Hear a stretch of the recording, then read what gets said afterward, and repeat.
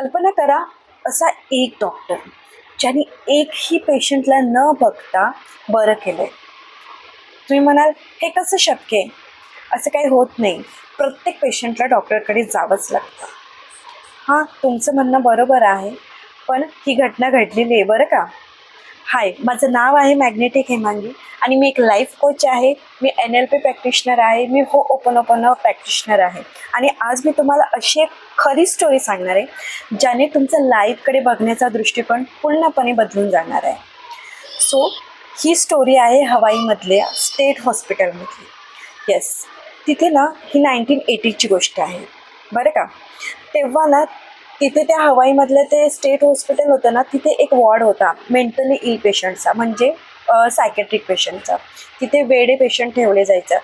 त्या वॉर्डमध्ये इतकी भयानक निगेटिव्हिटी होती ना, म्हणजे तिथलं जे वातावरण होतं ना ते इतकं भयानक होतं की तिथे जे काम करणारे जे डॉक्टर्स होते, नर्सेस होते, एम्प्लॉईज म्हणजे वर्कर होते, वॉर्ड बॉय वगैरे, ते सगळे ना हळूहळू काम करायला तिथे मनाई करायला लागले, म्हणजे नकार द्यायला लागले आणि ते काम सोडून जायला लागले. त्यांना इतकं स्ट्रेस यायला लागले, ते घाबरायला लागले, कारण ते पेशंट ना इतके खुखार होते ना, इतके भयानक होते ना की त्यांना लाईफ जॅकेटने बांधून ठेवावं लागायचं, म्हणजे साखळ्यांनी बांधून ठेवायचं.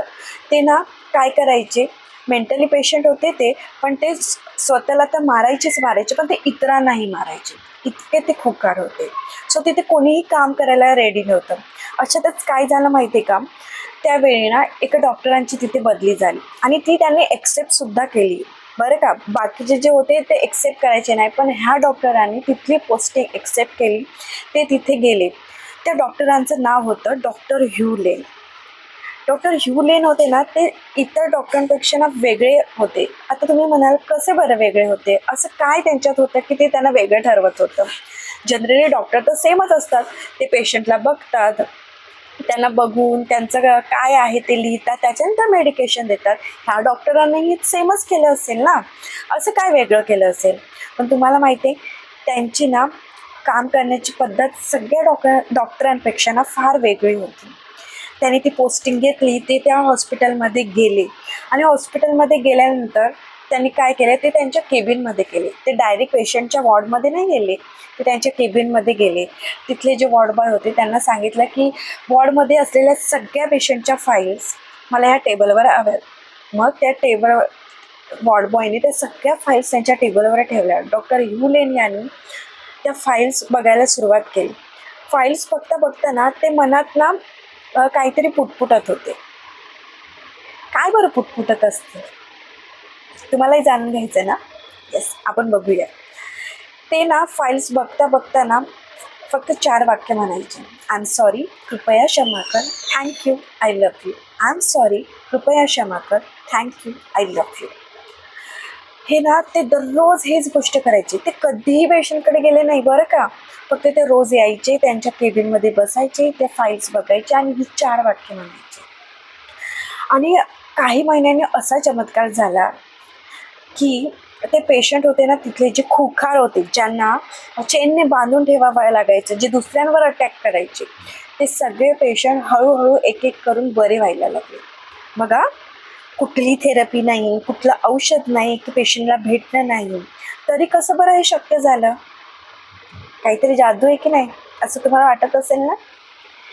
तर डॉक्टर ह्यू लेन जे 4 शब्द म्हणायचे ना, ते 4 शब्द, आय एम सॉरी, कृपया, please forgive me, thank you, I love you, ह्या शब्दांनी त्या पेशंटला त्यांनी बरं केलं.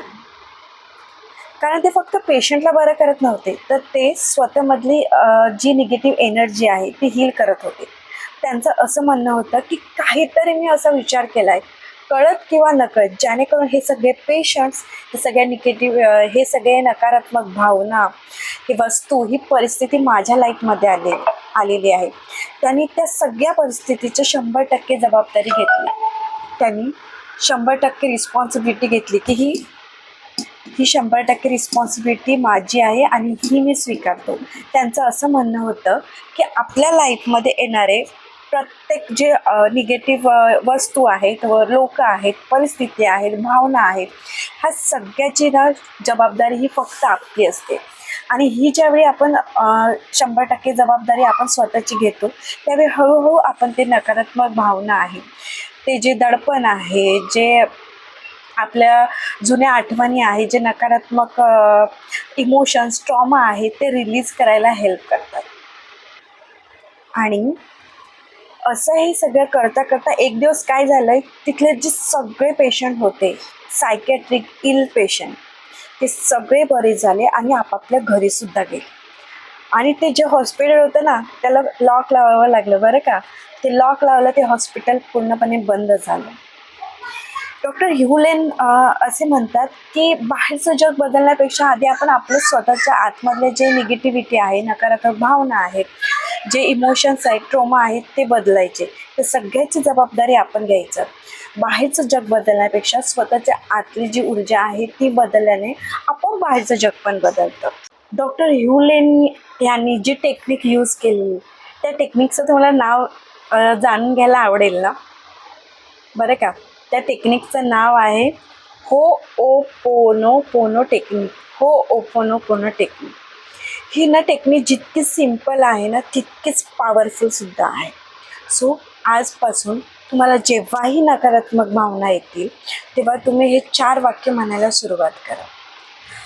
आपल्या स्वतःची जबाबदारी स्वतःच घ्या. म्हणा की मी माझ्या आयुष्याची किंवा आलेल्या या परिस्थितीची जबाबदारी मी स्वतः घेते.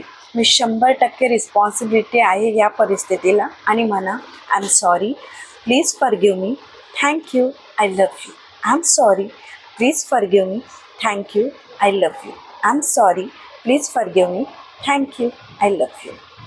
जेव्हाही तुम्हाला असं काही जाणवेल, तेव्हा हे 4 वाक्य म्हणा आणि तुम्हीच तुमचा रिझल्ट बघा की तुमच्या मनाला किती शांतता वाटते. सो आपली ही सिरीज कंटिन्यू राहणार आहे.